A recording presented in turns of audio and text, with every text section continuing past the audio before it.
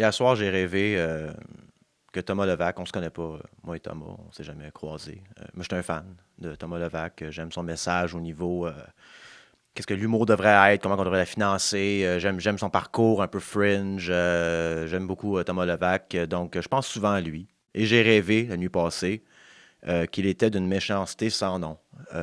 Qu'il me blastait sur son podcast et qui partageait mon contenu en disant que j'étais pas drôle, que j'étais un loser, puis j'étais vraiment un esti de bon à rien. Puis tu sais, quand tu fais un rêve, où est-ce que tu te réveilles, soit en tabarnak ou triste, en pensant que qu'est-ce que tu viens de vivre était vrai, je me suis réveillé, puis j'étais angoissé ben raide que Thomas Levac m'aimait pas. Fait que j'ai trouvé drôle d'en faire une publication. T'sais. J'ai écrit une affaire là, comme il disait qu'il m'aimait pas, peu importe, puis qu'il partageait mon contenu et qu'il disait que c'est de la merde. Et là, il y a un Jérôme dans les commentaires. Jérôme, qui est un fan depuis le Day One. Patreon-wise, ça fait être comme genre 160$ qu'il met dans ma carrière, ce gars-là. Là. Puis Jérôme, il a un bon point. Il dit quel contenu? Hein? Dernier post sur ton Patreon date du 27 octobre. Bon, ça va bien, les fans sont fâchés. C'est qu'en novembre, on traverse une soirée d'humour à Hawkesbury, en Ontario. Le Max Richard Show. On a changé la brand, puis tout un grand déploiement. Parce que le 15 novembre, supposément qu'on ouvrait ça, là, le COVID, c'est derrière nous autres. Hein? Mais là, Doug Ford a décidé que non. Finalement, les restrictions sont restées en place et même empirées pour la salle qu'on voulait avoir. Donc, il a fallu abandonner le projet. Et donc, en d'autres mots, j'aurais pu faire des Anyways, mon opinion, des Vegan Metrash, au lieu de me concentrer pendant un mois à monter un show hebdomadaire d'humour à Hawkesbury pour que ça chie à la fin. Donc, here I am back in the fucking suit. Il pue le suit, là. Là, faut le laver, le suit. J'ai pas porté souvent, mais il sent le swing de la dernière fois. Ça fait un mois qu'il est dans le, qui est serré.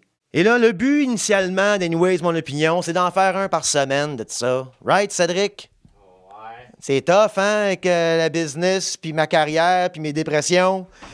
Mais on essaye, calice, mais on a de la misère avec la prod. Fait que là, on va essayer encore une fois d'en faire un par semaine, parce que là, tu me dis, « Hey, Max, qu'est-ce que tu vas parler de ton Anyways, mon opinion, aujourd'hui? » Chris, il y a tellement d'affaires qui se passent dans un mois que je sais plus quoi choisir. Fait que faut vraiment que je fasse ça par semaine. Donc, qu'est-ce qui s'est passé qui m'a vraiment marqué? Mike Ward a gagné en Cour suprême sa cause pour faire des jokes. Puis pas se faire emmener en cours par le gouvernement, qui est quand même très bien. Et puis je veux pas rentrer trop dans le détail, parce que je veux dire, Mike a fait une vidéo de 6 minutes 30 secondes, là, sur son Patreon, je pense sur YouTube aussi, peu importe, où est-ce qu'il explique bien la situation, comme il faut vraiment mettre ça derrière nous autres. C'est une victoire dans le sens que, regarde, tu peux m'amener en cours pour diffamation, en cours pour, je sais pas, moi, harcèlement, peu importe, mais d'amener qu'une instance gouvernementale vienne dire, hey, tu peux pas dire ça sur scène, minute, calice, right? L'intention est importante. Je pense au travers du ruling là, de la Cour suprême, que c'est important de savoir, c'est l'intention derrière tout ça. Est-ce que Mike s'est levé le matin en disant « m'a détruire la vie de quelqu'un » ? Non. Il s'est attaqué aux médias, s'est attaqué à ce cirque médiatique-là là, qui nous rendent des vedettes en pleine gorge, là, qui n'ont peut-être pas le talent pour être sur scène. L'intention d'un geste est important parce que si c'est pour faire rire, câlisse, on peut-tu se donner un petit break? On peut-tu rire un peu, saint-sacrament dans la vie, puis prendre des risques quand même? Fait que cette victoire-là, on dirait que ça a quand même amené une jurisprudence, I guess, à un moment donné, right? Un ruling par rapport à ça, à un moment donné, là, le gouvernement peut mener en cours, pas utiliser des instances gouvernementales, mais du monde en cours parce qu'ils ont dit des choses sur toi à un moment donné. Puis, surtout, c'est à la blague. Tu sais, c'est énorme, genre, c'est whatever. Fait que l'intention est importante. Exemple, le mot mongol. Tu peux pas prendre le mot mongol puis appeler quelqu'un avec une déficience intellectuelle, handicap intellectuel, défi intellectuel, condition intellectuelle, de mongol. Ça se fait pas. L'intention, drette là, c'est pour blesser. Tu peux pas faire une joke avec le mot mongol avec quelqu'un qui est handicapé, selon moi. Mais le mot comme tel, là, s'il est bien dirigé, ça peut être une bonne définition de quelqu'un un peu loufoque. Exemple. Moi, j'ai grandi avec un gars trisomique. Son nom, c'est Michel. Okay. Michel est encore ami aujourd'hui avec moi. Là.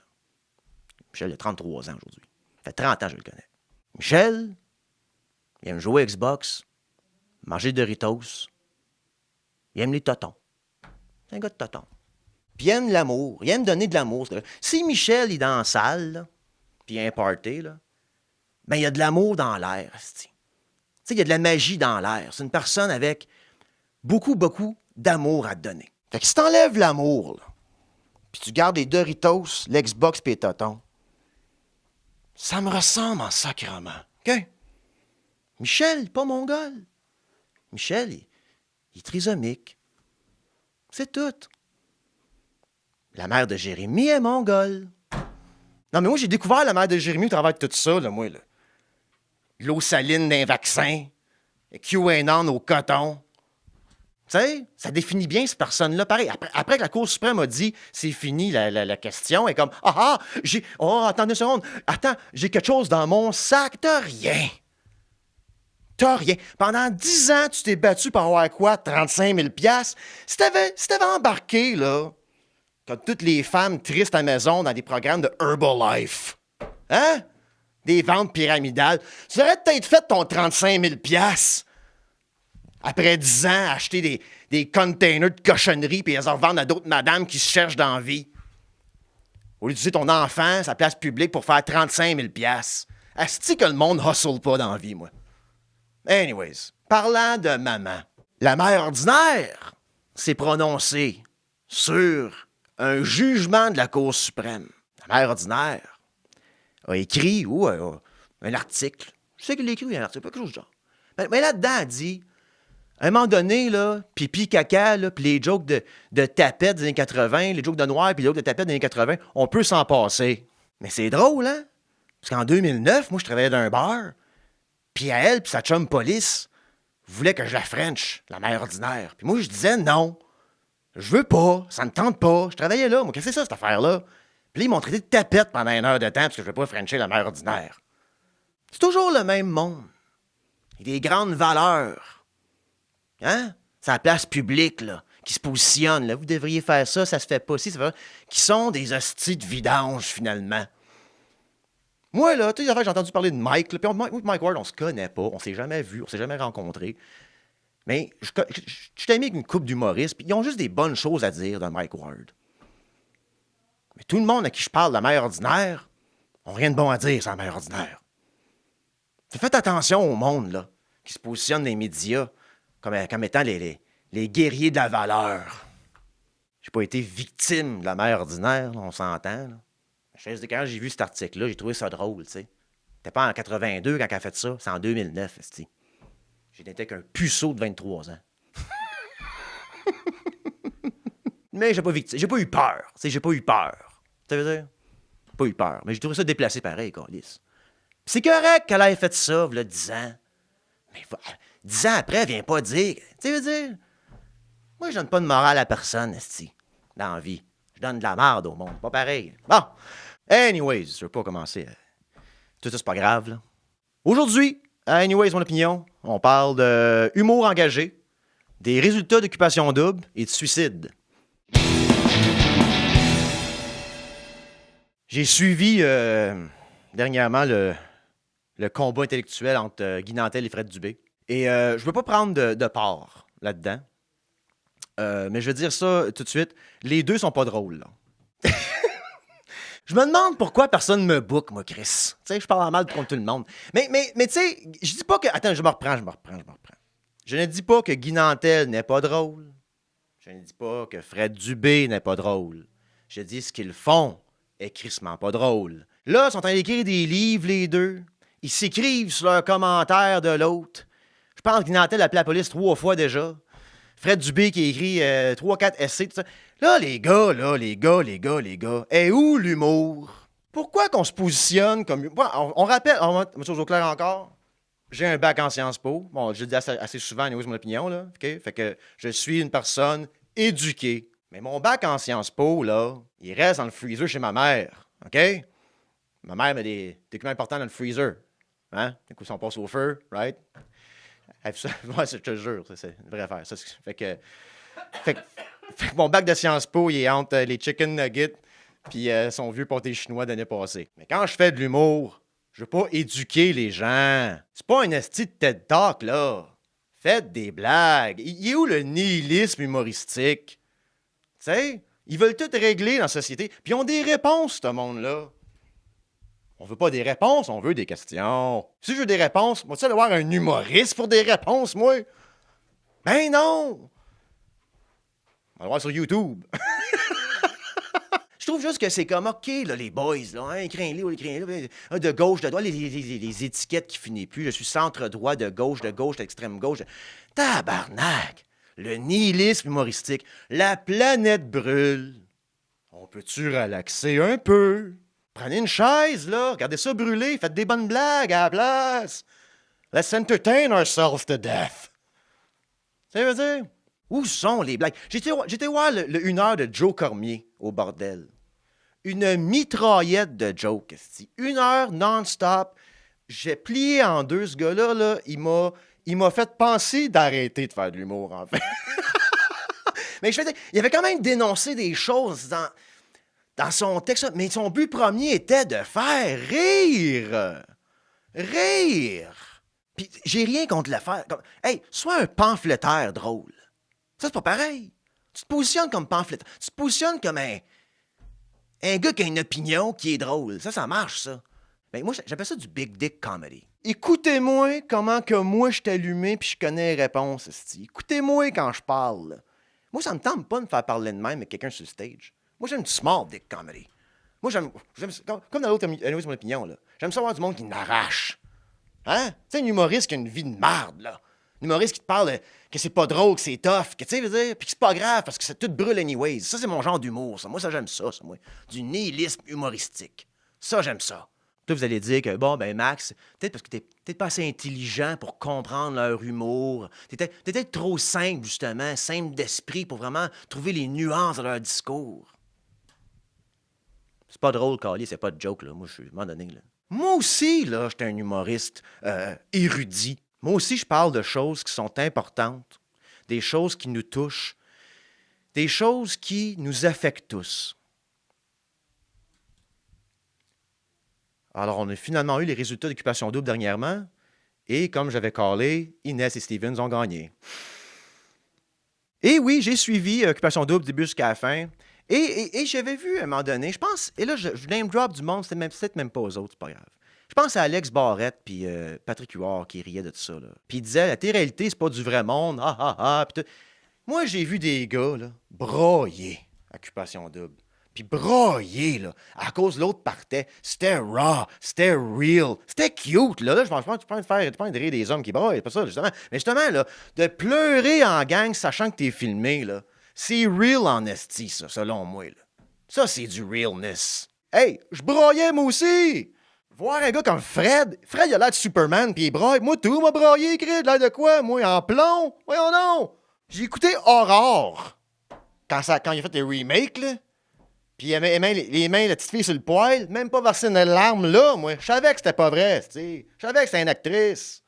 Mais voir Fred puis Lucas pleurer, j'avais la boule dans la gorge. Ce que j'ai moins aimé d'Occupation Double, par contre, c'est qu'à cause de ça, mon algorithme de tout me propose que des choses d'Occupation Double. Moi, je voulais juste écouter Occupation Double sur le nouveau.ca, là, puis passer à d'autres choses avec ma vie, là. Mais là, ça n'arrêtait pas. J'arrête pas de voir les choses. Là, j'aime ça que ça arrête, mais comment je fais pour arrêter ça? Je like à rien, en plus, moi, là. L'algorithme me suit.